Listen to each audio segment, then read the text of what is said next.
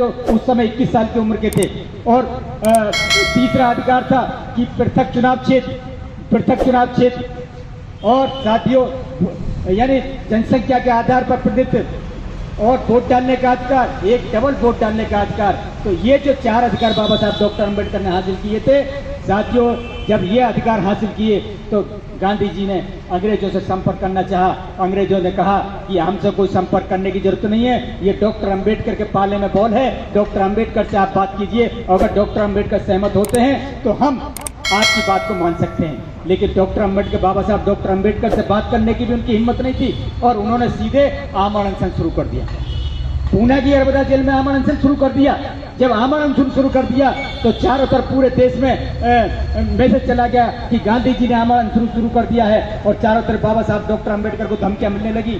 साथियों उनके पास धमकी भरे पत्र आने लगे और खून से लिखे हुए पत्र तक आने लगे कि हम तुम्हारी हत्या कर देंगे और तुम्हारी हत्या करते। बाबा साहब डॉक्टर अम्बेडकर ने कहा मुझे अपनी हत्या की कोई परवाह ही नहीं है। चारों तरफ से गांधी जी की जान बचाने के लिए उन बाबा साहब के पास मैसेज आने लगे। बाबा साहब डॉक्टर अम्बेडकर ने कहा यदि मेरे लोगों के अधिकार बचते हैं, मेरे लोगों के अधिकार बचते हैं और गांधी जी की जान बचती है तो मैं जान बचाने के लिए तैयार हूं। यदि मेरे लोगों के अधिकारों का हनन होता है और गांधी जी की जान बचती है, मैं कभी भी गांधी जी की जान बचाने के लिए तैयार नहीं हूं। तो साथियों इन लोगों ने देखा कि डॉक्टर अम्बेडकर हमारी इन बातों को सुनने वाला नहीं है, जो उसकी कमजोर नब्ज है उसे पकड़ा जाए। बाबा साहब डॉक्टर अम्बेडकर की कमजोर नब्ज क्या थी, यानी उनका समाज था। तो इन्होंने साथियों उनके घर चलाने शुरू कर दिए।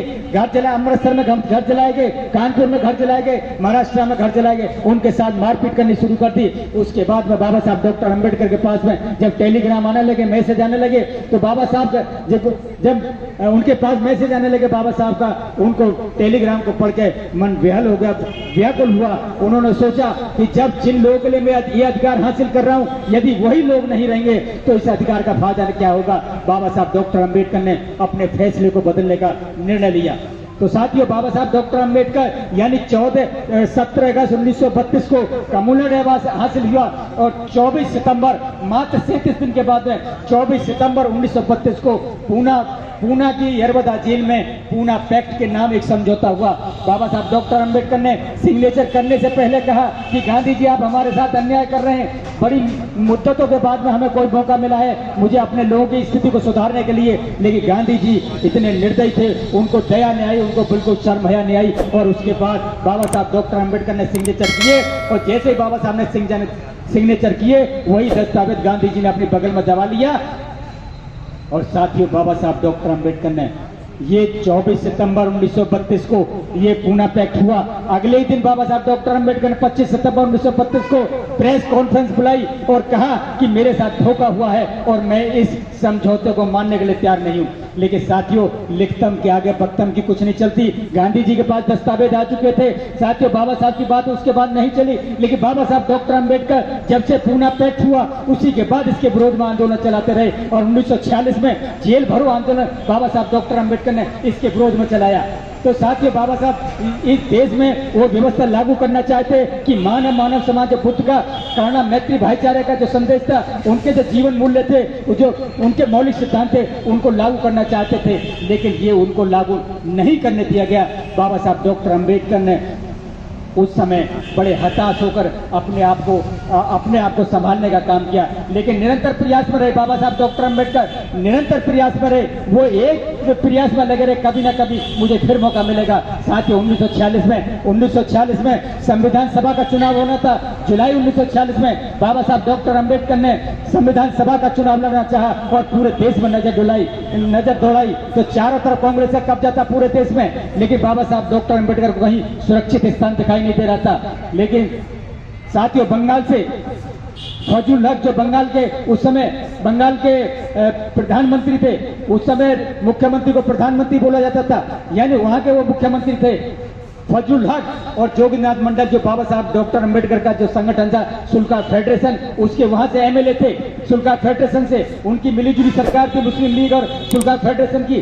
तो वहां पर जोगीनाथ मंडल और फजल हक बाबा साहब डॉक्टर अम्बेडकर के पास में आते हैं कि आप बंगाल से चुनाव लड़िए, हम आपको जितवा कर भेजेंगे, आप वहां से पर्चा भेजिए। साथ ही बाबा साहब डॉक्टर अम्बेडकर ने बंगाल से पर्चा भरा लेकिन जैसे गांधी जी को पता चला कि डॉक्टर अंबेडकर ने बंगाल से पर्चा बढ़ाया तो गांधी जी वहां पर जाकर पढ़ गए और जाने के बाद उनको लोगों को भ्रमित करने का काम किया कि डॉक्टर अंबेडकर को वोट मत देना, वो बहुत विद्वान आदमी है, बहुत अगर वो संविधान सभा में चला गया, यदि संविधान लिखने का उसे मौका मिल गया तो सारा का सारा अपने लिए लिख लेगा, तुम्हें कुछ मिलने वाला नहीं है। तो साथियों वहां लोगों को भ्रमित करने का काम किया, जो वहां पे एंग्लो इंडियंस थे उनको भ्रमित करने का काम किया। बाबा साहब को जब पता चला कि गांधी ने वहां जाकर डेरा डाल दिया तो बाबा साहब को बहस सताया कि मुझे ये हरवाने का काम करेंगे, तो बाबा साहब ने अपना पर्चा वापस लेना चाहा, नामांकन वापस लेना चाहा। लेकिन साथियों जैसे ही फजलुल हक और जोगीनाथ मंडल को पता चला कि बाबा साहब डॉक्टर अंबेडकर पर्चा वापस लेना चाह रहे हैं तो दौड़े दौड़े साथियों बाबा साहब के पास में आते हैं और बाबा साहब डॉक्टर अंबेडकर से कहा कि बाबा साहब ये बहुत बड़ा अनर्थ हो जाएगा, आपको संविधान सभा में जाना बहुत जरूरी है, यदि आप संविधान सभा में आज नहीं पहुंचे तो फिर संविधान कोई मनुस्मृति जैसा संविधान लिख जाएगा, जो लोग सदियों से गर्त में आने वाले समय में अनेक सदियों तक वो गर्त में चले जाएंगे, इसलिए आपको संविधान सभा में जाना बहुत जरूरी है, इसलिए आप चुनाव वहां से लड़िए, हम जान की बाजी लगा देंगे और आपको वहां से जिताकर भेजेंगे।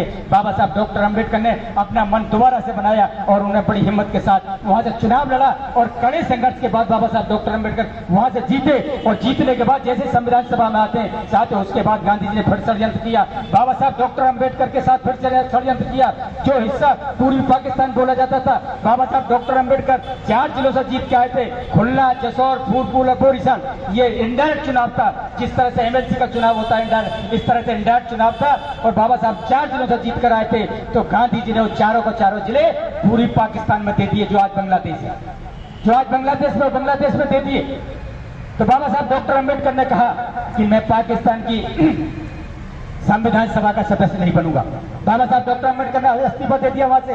जब इस्तीफा दे दिया तो साथियों अंग्रेजों के हस्तक्षेप के कारण बंबई से साथियों इस्तीफा एक व्यक्ति को इस्तीफा दिलवाया और वहां से बाबा साहब डॉक्टर अंबेडकर को फिर पुनः जितवाने का काम किया।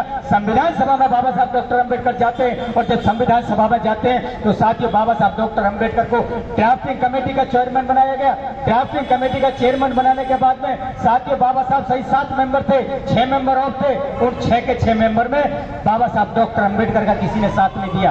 कोई दिल्ली से बाहर रहता था, कोई विदेश में रहता था, एक मर गए थे उनकी जगह कोई दूसरा नियुक्त नहीं किया, सारे के सारे मैदान छोड़कर चले गए और बाबा साहब डॉक्टर अंबेडकर पर अकेले पर संविधान लिखने का जिम्मा आ गया। उन्होंने 22 घंटे जाकर साथियों 2 साल 11 माह 18 दिन में संविधान का निर्माण किया। इतनी बड़ी जिम्मेदारी बाबा साहब डॉक्टर अंबेडकर आई और उसके बाद भी बाबा साहब को कितनी परेशानियां झेलनी पड़ी। यानी साथियों संविधान सभा के दरवाजे पर 3 चौकीदार बैठे हुए थे, जिनमें सरदार पटेल थे और जवाहरलाल नेहरू थे और डॉक्टर राजेंद्र प्रसाद थे।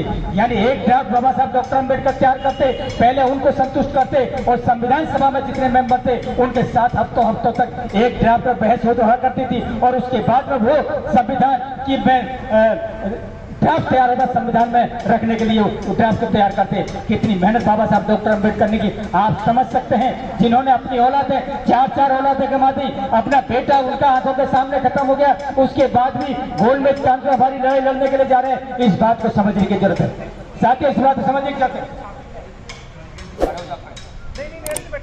है। नहीं घेरा बनाने का ऐसे ठीक है।